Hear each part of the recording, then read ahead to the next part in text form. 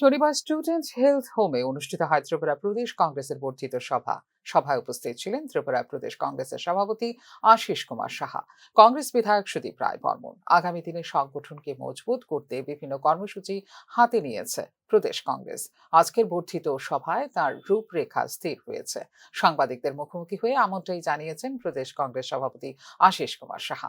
2 মাসে কংগ্রেসের প্রতিটি শাখা সংগঠনের তরফ থেকে রাজ্য পর্যায়ের কনভেনশন অনুষ্ঠিত হবে বলে জানিয়েছেন প্রদেশ কংগ্রেস সভাপতি আশিস কুমার সাহা।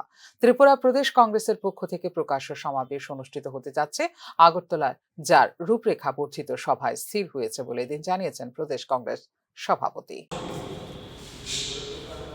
জানুয়ারি, ফেব্রুয়ারি এই 2 মাস আমাদের সব কয়টি বিভাগ এবং শাখার সংগঠনের রাজ্য পর্যায়ে কনভেনশন, বিভিন্ন প্রকাশ্য সমাবেশ, এই রাজ্যের মানুষের তাদের বিভিন্ন দাবি দাওয়া এগুলি নিয়ে একটা কর্মসূচিতে আমরা যাচ্ছি।